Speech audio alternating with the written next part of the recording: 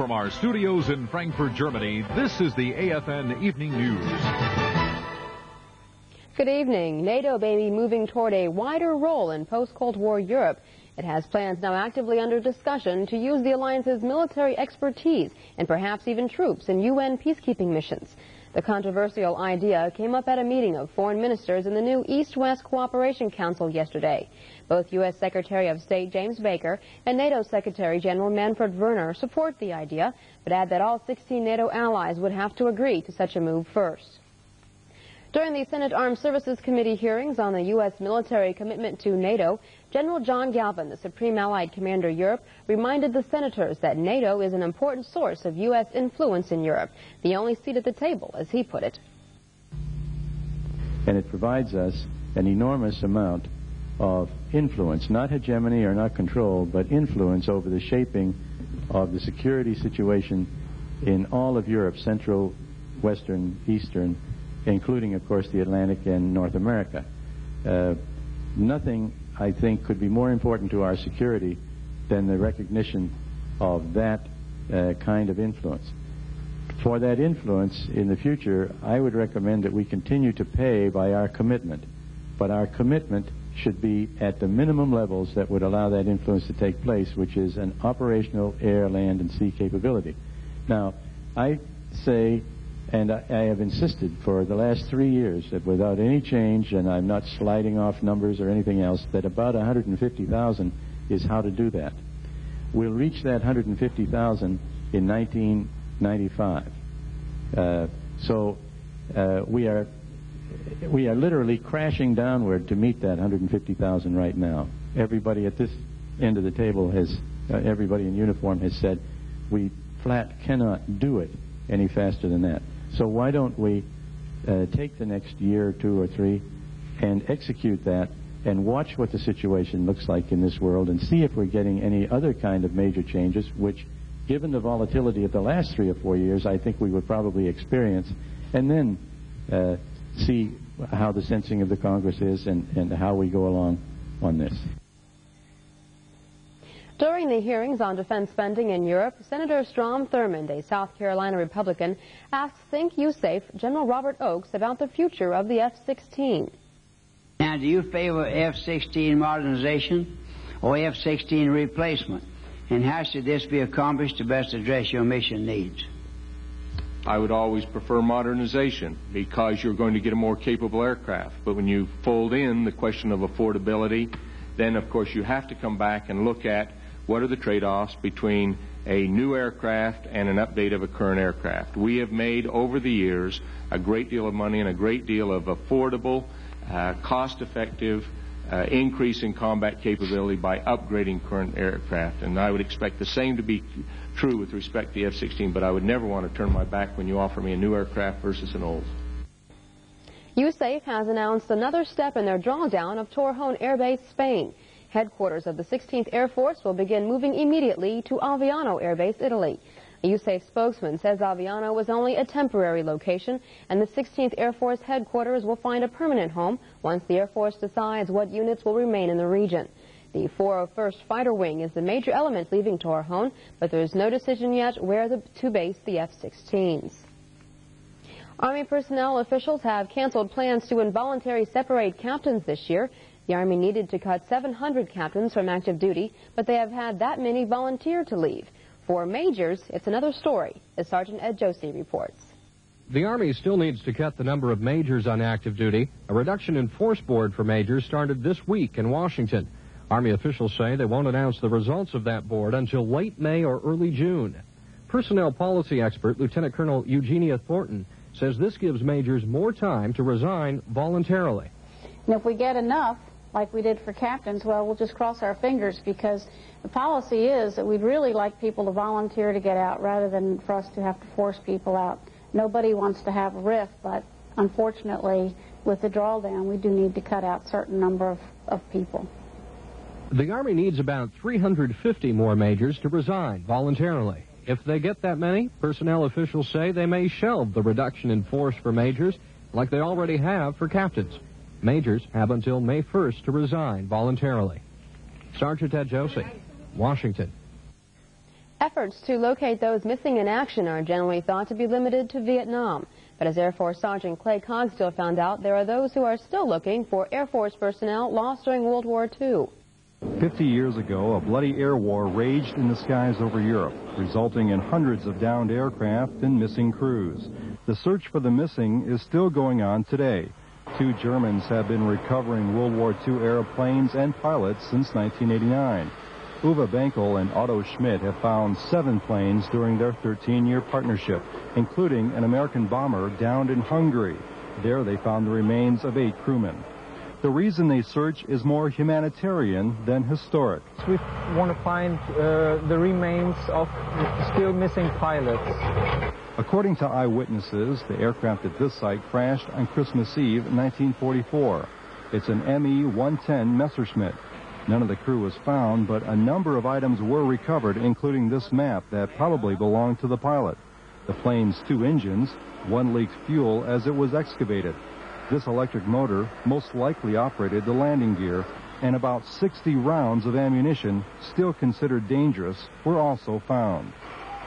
Volunteers used a variety of tools and machinery to recover the aircraft. Some also brought along some memories. Those are my comrades. He died. Benkel is also working on the recovery of 2 American planes, one believed to be a B-17 bomber, the other a P-47 fighter that crashed south of Kaiserslautern. The remains of the aircraft will now go through an identification process and eventually become part of a German military museum. Sergeant Clay Cogsdill, EBS News, Schweinfurt, Germany. Tonight is our final report on Exercise Silver Eagle in Botswana. Joe Garvey tells us that while the airborne combat team out of Vicenza, Italy, taught the Botswanan soldiers a great deal, they learned some pretty valuable skills themselves. The 2-week exercise in Botswana was designed to let the U.S. Army Europe Airborne Combat Team out of Vicenza, Italy, share their skills with the Botswana Defense Force. But these USARA soldiers learned a few things themselves, like how to live off the land in Botswana. Corporal Gary Bautell, an engineer out of Vicenza, feels the training was very valuable. The skills were really great. I've never known how to capture anything, or as far as setting a trap to catch a bird or a rabbit. And they showed us these different skills on how to do it, and as far as using the terrain, and they showed us how to take tree bark, and we had one guy, they called him Bullet. He was a Botswanian, and he took the cord or the bark off the tree, and he would roll it on his leg, and he was making rope out of it, and no one around the group could take the rope and just, pull it apart. It was real tough material. They said you could even rappel with it. It is a hot, dry climate where water quickly becomes the #1 priority. They took a plastic bag and wrapped it on a lot of limbs on a bush, and the leaves would draw moisture from the heat on the outside, and it would. They said that they would leave it like for a day or 2, come back, and it would have at least a quart of water within a day or 2. It was great. According to soldiers from both sides, they walk away from this exercise with a mutual respect for one another and hopes of sharing more skills in the future. With the U.S. Army Europe Public Affairs Office, Joe Garvey reporting. Laundry services in many USARA communities will change in the coming weeks. The cash per bundle payroll deduction program at many pickup points ends the last day of March. Some communities will continue to get laundry service because they have contracts with German contractors. Communities that lose their laundry service will get new contracts with German companies that will operate through local pickup points. And now it's time for weather. Rob, earlier we were talking about snow. Are you serious? Well, Brenda, it is getting a little late in the season. Spring actually less than 2 weeks away, and I still wouldn't be surprised if parts of Europe did see a little snowfall action over the next few days. Temperatures aren't that cold, but just cold enough. Let's get things started, head over the satellite, and we can see how conditions have changed over the past 24 hours. This is that wave of moisture that we were looking at yesterday, worked its way through Central Europe early this morning, triggering a little rainfall action out there. Lots of instability behind that. In fact, the whole pattern still forecast to turn very unstable, so that will keep at least the threat of rain promising, and perhaps just a little snowfall as temperatures continue to cool off. Moving right along, let's go to the surface map, and you can see how conditions out there look this afternoon. There's that cool front as of this afternoon, almost all the way through Germany. Winds picking up behind that, another very weak trough filling in, and that was just adding to the instability in the atmosphere. And in the far west, you can see at least the leading edge of the next storm system that we're expecting to move in over the next 24 hours. That one packing some pretty strong winds along with it, and we'll talk more about that in just a second. Moving right along, let's put the temperatures on the board. You can see readings were certainly down in the wake of that front. 40s replacing the 50s that were on our board just this time yesterday. 45 here in Frankfurt, 49 the high in Paris. And as this cooling trend continues, I wouldn't be surprised if we see a few 30s on the board a little closer towards the weekend. Outside in Germany, cloudy skies, a little rain on and off over parts of central and northern Germany. Again, winds were up cross country. A little sunshine in the south, but overall conditions weren't too bad. Even in Garmisch at 3 p.m., 46 degrees, a little rain action, and they were also reporting a little snow mixed in with that. Here's what I expect then for about noontime tomorrow. There's that system that we showed you on the satellites, the leading edge of it. Well, that continues eastward, and that will trigger more rain over parts of the UK here in Central Europe. Also reinforce this cool weather, so we'll see very little warming as far as the warming goes in the next 24 hours. And again, this one here packing some pretty strong winds. Winds will pick up over parts of Central, especially Northern Europe tomorrow. And once these winds kick in, they'll likely stay gusty tomorrow, Friday, and probably all the way through Saturday.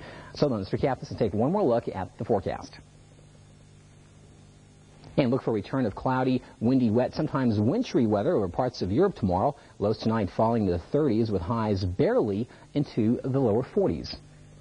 And that's my forecast. I'll see you tomorrow night. Brenda? Rob, the dollar is up today in trading against the German mark. It's up 2 pfennig. So tomorrow at community banking facilities, your dollar buys 1 mark 64. Let's see how the dollar did on other European money markets.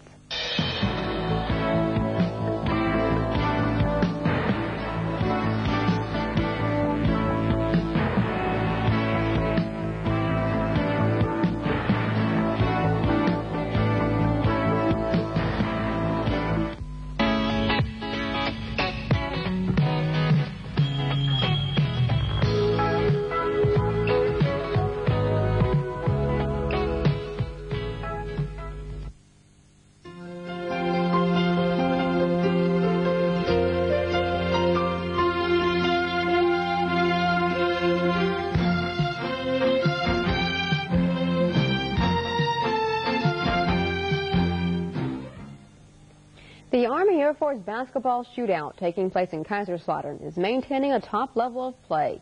The talents of top military officials are being demonstrated daily.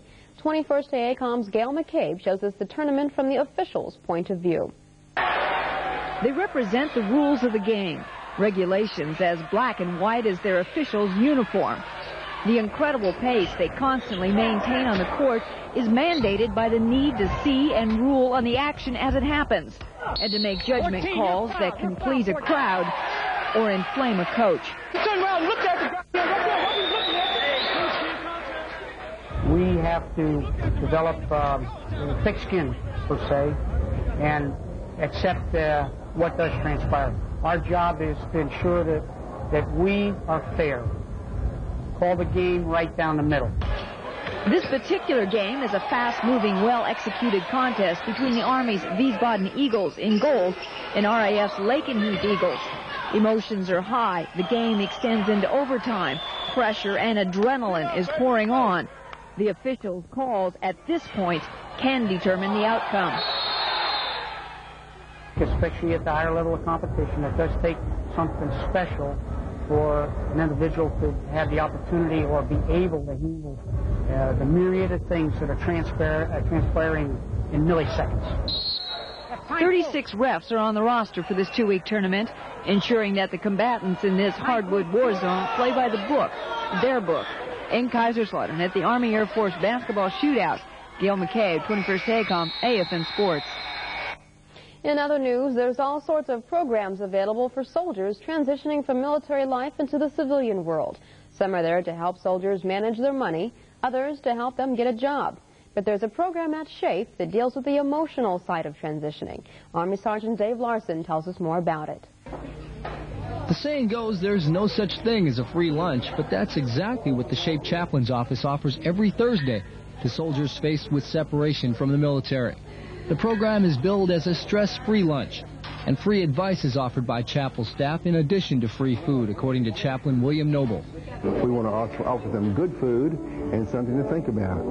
We want to comment in a fairly specific way on what seem to be the natural guideposts in making a transition. In plain language, that's just that things end. There's a neutral time when very little seems to be happening and lots of things are really happening, and then new beginnings. And that's exactly how information at the lunch is presented.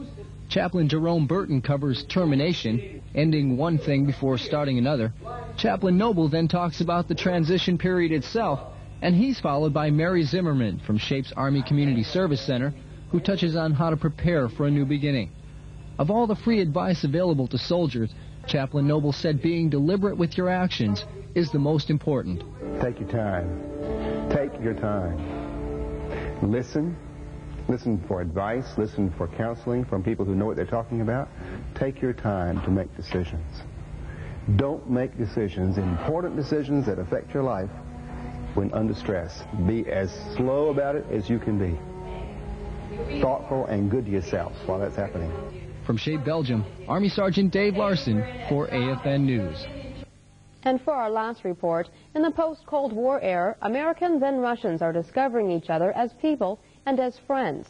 For example, something totally impossible a few years ago, a group of elementary school children from Frankfurt has visited a Russian army base in Weimar in the former German Democratic Republic. Gary Bautell reports.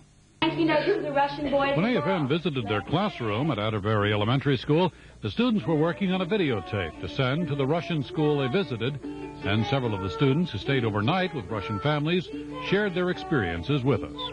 The mother was really sweet to us, but the funniest part about that is when they asked us to, they told us wash your face and then wash your feet. So in Russia, they obviously wash their feet, and they always wear slippers around the house. So they use the same faucet for their sink and their tub. These girls or boys, whichever, came up and they just grabbed you and they took you all over, and they'd give you gifts and everything. And I felt sort of embarrassed because we didn't know what we were going to do. We just brought like little gum and stuff, and here they have these big cups and statues for you, and so it was very interesting. At the very end of our Weimar trip, it was really emotional. All the girls and the ladies, they were all crying and just holding your hands, and they just wouldn't let you go, like they would never see you again, and they're not going to see us unless they come to visit us in April at our school. During the 3-day visit, the American students ate lunch at a Russian Army dining facility. They participated in a concert and a dance program at the Officers Club. They visited the Russian Military Museum and visited a Russian elementary school. This was probably one of the most exciting experiences that I have ever had as a teacher, and I hope it was equally exciting for the pupils. They were thrilled to meet the Russian children. There was such rapport between them almost instantaneously. The Russian children gave our children many gifts, and we brought gifts also for the Russian children, and it was just amazing to see how quickly they formed friendships. The Americans hope that they'll be able to host the Russian students in a return visit here in Frankfurt. But if not, they know they've made many new friends among the potential enemy of yesteryear. Gary Bautell, AFN News. That's our newscast for tonight. CNN Sports is up next. Have a great evening.